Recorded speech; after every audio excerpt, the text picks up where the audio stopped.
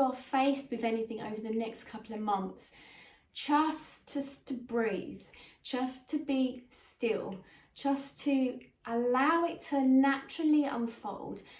Try not to feel that fear, or if you feel that fear, which is a human concept, of course you're going to, but if you feel that fear, just breathe into it. Just imagine that you can allow yourself just to float on that water. Just allow yourself just to be still, and then whatever's going to happen around you, from the universe, the people around you, anything else, work-wise or whatever it is going to happen, just let it unfold, just let it happen. Because the alternative is that if you go to a place of fear, if you're panicking, you're worrying, and you're trying to orchestrate it, trying to solve the issues, you end up, we know from our bodies, because our bodies is our instrument, our tool, that you'll end up producing all the stress hormones. You'll end up being in a place in your mind that you can't think things through. You won't be able to do it. That's the physical side.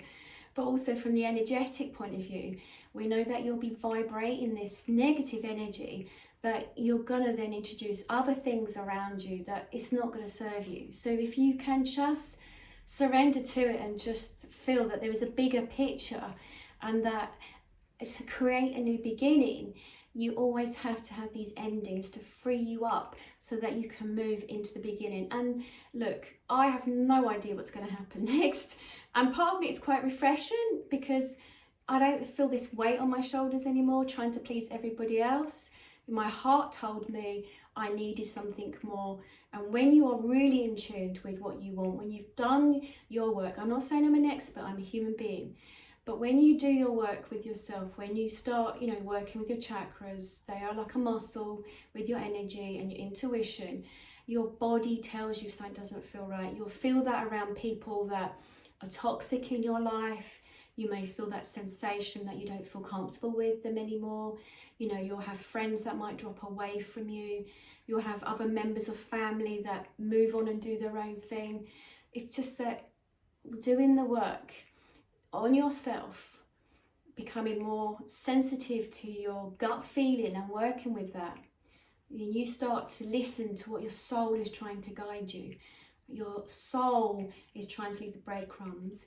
Your soul is trying to give you the tools, whether that's a pendulum, tarot cards, angel cards, bringing them forward into your life so that you see them, so that you're aware of them, hearing the right message when you're supposed to hear it, seeing double digits. I've heard very clearly today our angels are here to assist us. Many of us don't use the angels and ask them to step forward too. So do not panic. January and February is going to be that time of really allowing changes to happen. And at times it may feel like a little bit of a roller coaster ride, but in a way it's about being kind to yourself. Take a step back, to sit with it, and just to let it to unfold naturally. And then when we move on to March, we keep saying March the 24th, round about that time, things start changing, and it's almost as if, I won't want to say we're back on course because we don't want to look back, but it's like new things are on its way. It's almost as if you've had a 360 degrees turnabout on your compass. You've switched around. You might even feel that, foods that you used to like, you've changed. People you used to like has changed. And also you'll feel that your surroundings just doesn't serve you anymore. So that is what's due. That's what's happening.